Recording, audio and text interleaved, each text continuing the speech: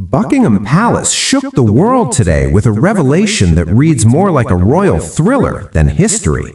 Imagine a message penned decades ago, hidden away in the vaults of the crown, now surfacing to rewrite the fate of the monarchy. The Queen Mother, long admired for her sharp mind and subtle influence, left behind a secret note, an inheritance not of wealth alone, but of destiny. In her final months, she entrusted her most sacred jewels, treasures whispered about in hushed corridors for generations, to Princess Catherine. But this wasn't a casual gesture. This was a declaration, a coronation in spirit before law. Before we dive deeper into the scandalous ripples this has caused across Windsor, make sure to subscribe and hit that bell. You won't want to miss a single shocking detail. The document, sealed with the Queen Mother's own insignia, had never been intended for public eyes. Dated months before her death in 2002, it lay untouched for over 2 decades, preserved under a rare sovereign lock, the kind reserved for matters of the throne. Its contents were stunning, jewels not listed in any inventory, never catalogued for public display, each piece steeped in history and power. Among them, the Rose of Windsor brooch, thought lost since Queen Mary's era, and the Emerald Heart Diadem, glimpsed only in old sketches designed for a coronation that never came. And now these relics, laden with meaning, were placed in Catherine's hands. What truly left insiders speechless wasn't just the jewels themselves, but the conspicuous absence of one name, Camila. For a document written by a monarch known for precision and foresight, silence was deafening. Palace officials offered no explanation. Royal watchers quickly realized this was not a mistake. This was a deliberate choice, a message of legacy and authority, bypassing Camila entirely. The timing only added fuel to speculation.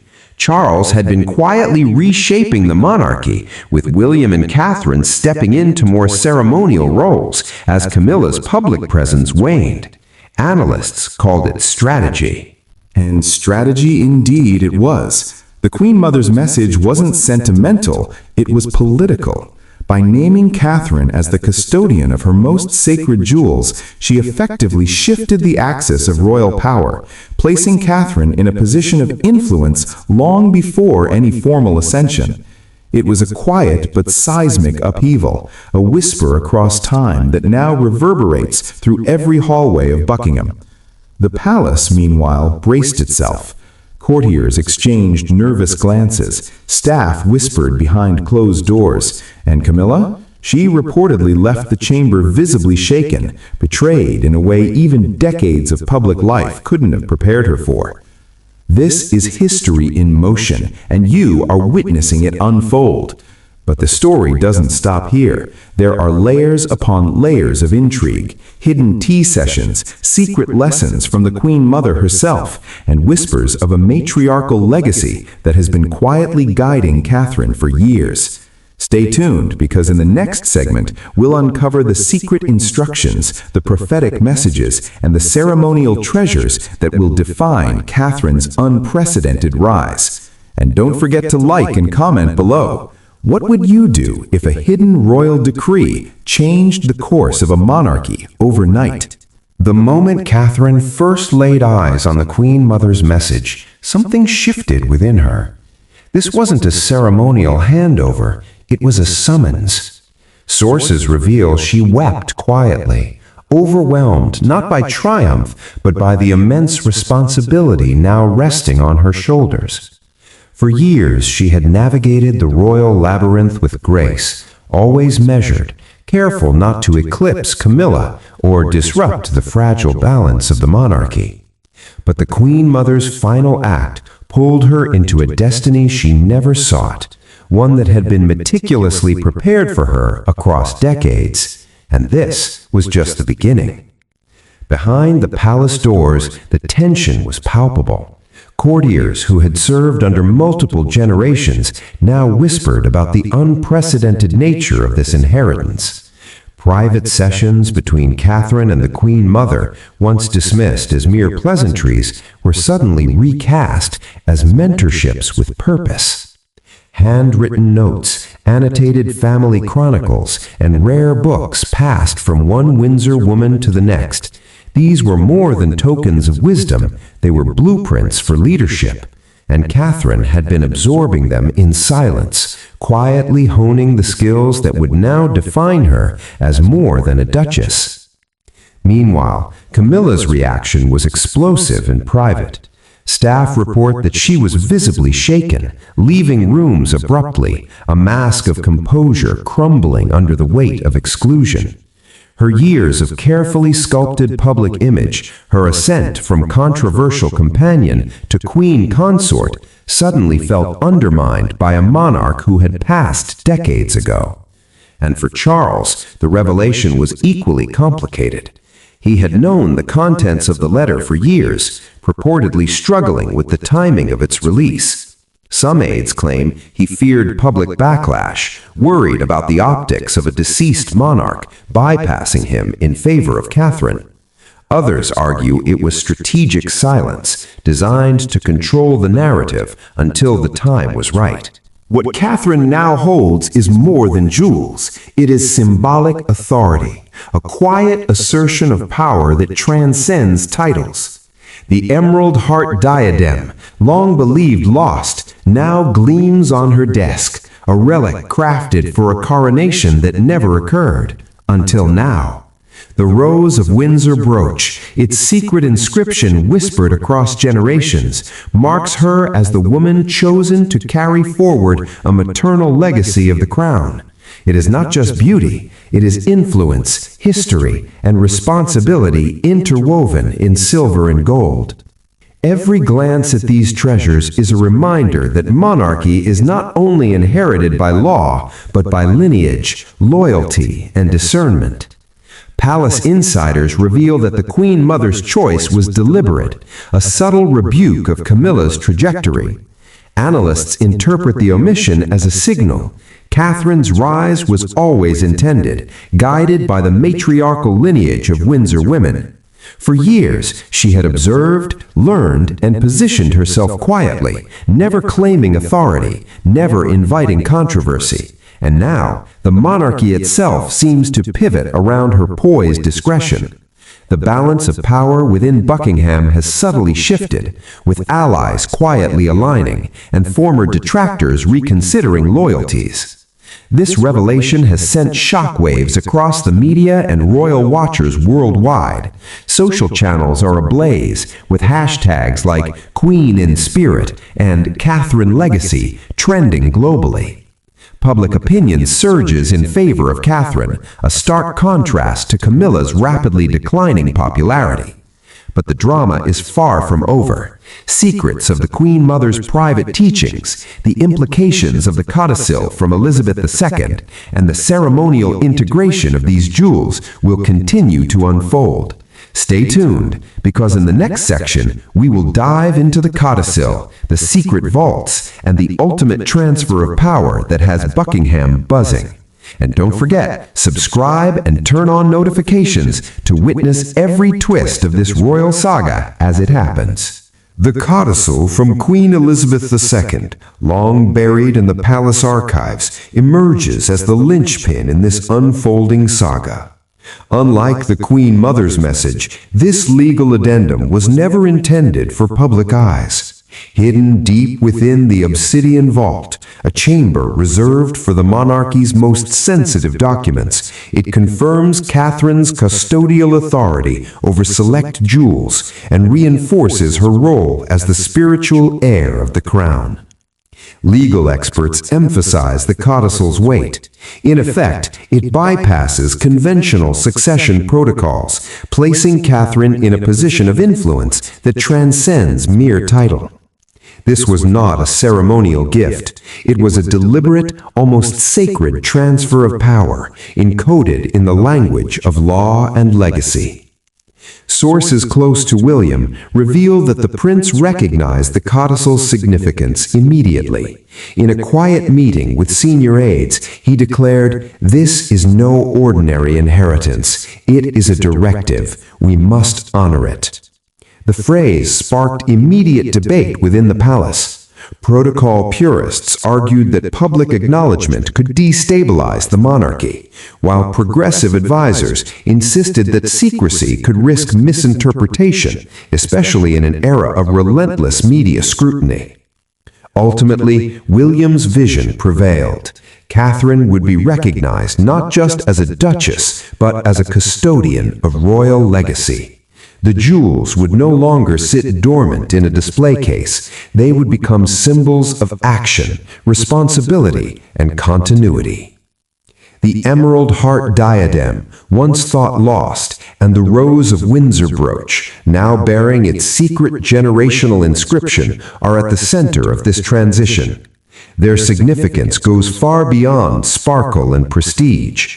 Each piece is steeped in maternal lineage, a reminder that the true power of monarchy is cultivated through wisdom, discretion, and silent influence. Insiders report that Catherine has studied the history of these pieces meticulously, understanding their symbolic resonance and preparing for the weight they now carry. Every movement, every public appearance will now be informed by this silent authority, guiding the monarchy in ways both subtle and profound. Meanwhile, Camilla's response has been measured but tense. Privately, she has sent letters to Charles, requesting clarification of her role, warning of potential destabilization if Catherine's ascendancy is perceived as overt. These letters, leaked to select journalists, are being analyzed by royal commentators worldwide. The public, however, has already cast judgment. Hashtags such as Queen Catherine and maternal legacy are trending, while Camila's visibility declines. This digital tide mirrors centuries of palace intrigue, yet with an immediacy and global reach previously unimaginable. Every post, every viral thread amplifies Catherine's position and casts the Queen Mother's foresight in a prophetic light. Inside Buckingham, courtiers describe a palpable shift in the palace atmosphere. Long-standing loyalties are being reevaluated. Aides who once navigated a neutral path now openly align with Catherine's emerging authority. Conversations, once hushed, are now framed around succession strategy, the integration of the Queen Mother's vision, and the codicil's legal implications. Catherine herself is reportedly calm, but aware of the responsibility she now bears. Sources say she confides in trusted aides about the burden of being chosen by two monarchs from beyond the grave, a duty that blends legacy, loyalty, and personal sacrifice. As this quiet revolution unfolds, the world watches. Catherine's rise, marked by ancestral guidance and legal affirmation, represents a profound recalibration of royal power. The Queen Mother and Elizabeth II, through whispers of ink and sealed documents, have left Catherine with a mantle far heavier than any crown alone could convey. And as the next chapter of this saga approaches, Buckingham's walls are alive with anticipation. Subscribers, stay tuned. This is only the beginning of Catherine's transformation into a sovereign in spirit, a queen whose authority speaks louder than ceremony. The private twilight ceremony, long whispered about within the palace corridors, has now become a historic pivot.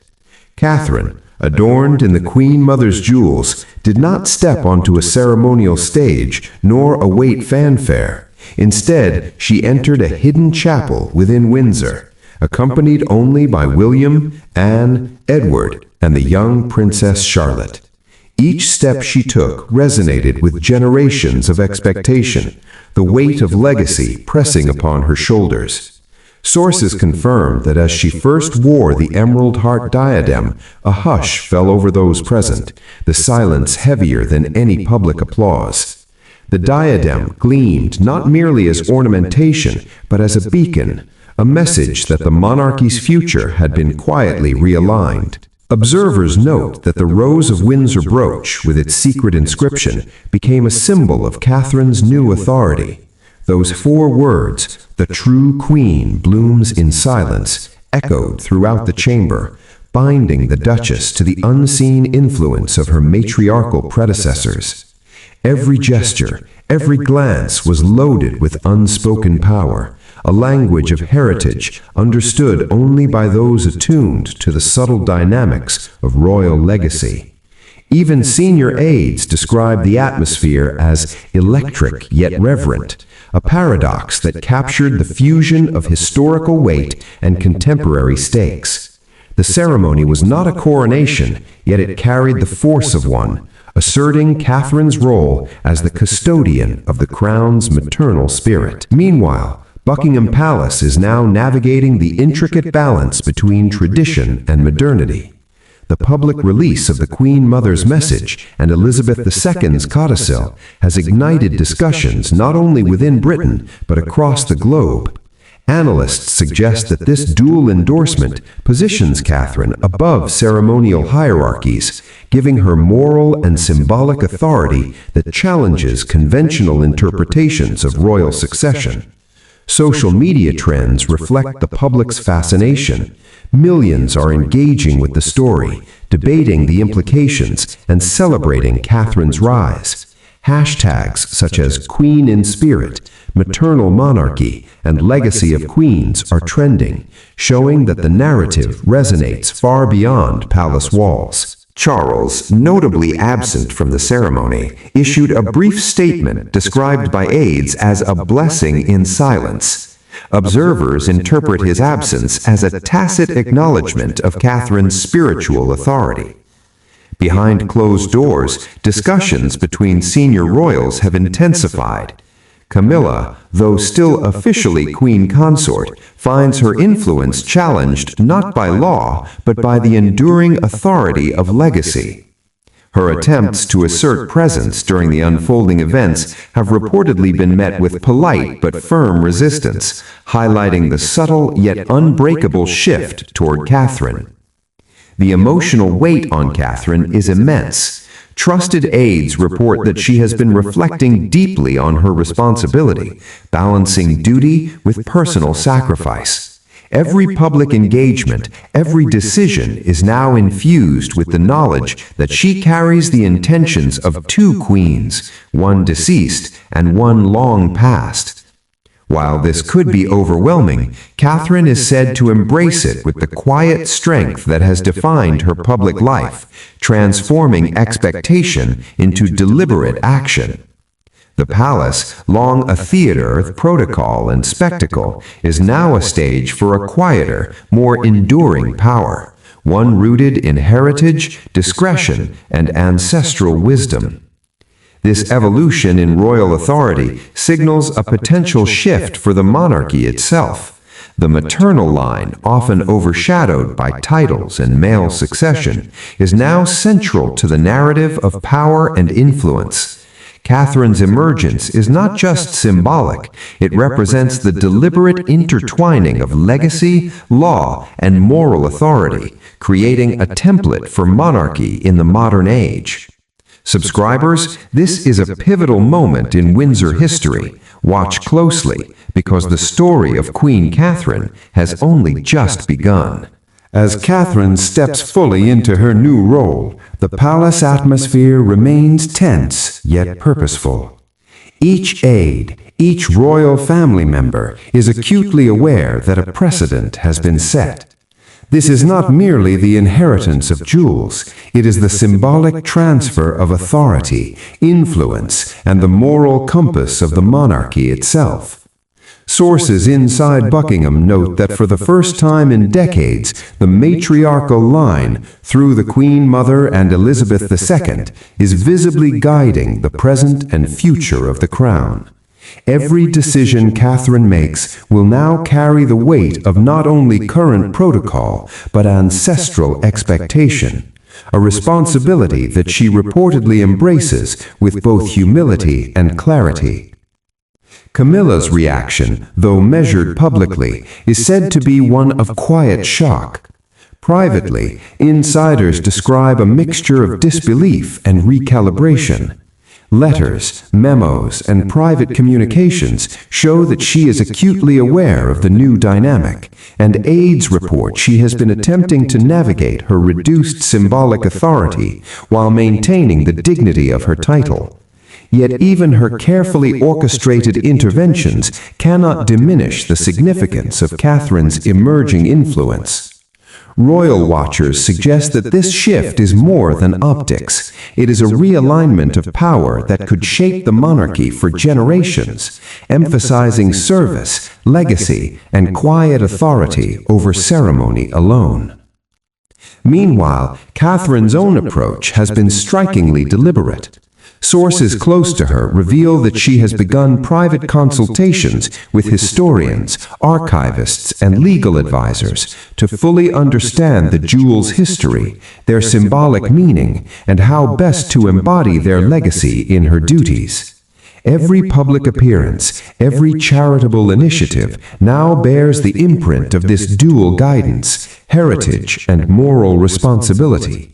Even the smallest gesture, from the positioning of the Rose of Windsor brooch to wearing the Emerald Heart Diadem at private family gatherings, is calculated to honor the Queen Mother's foresight while asserting Catherine's emerging spiritual stewardship of the monarchy. The public response has been overwhelming.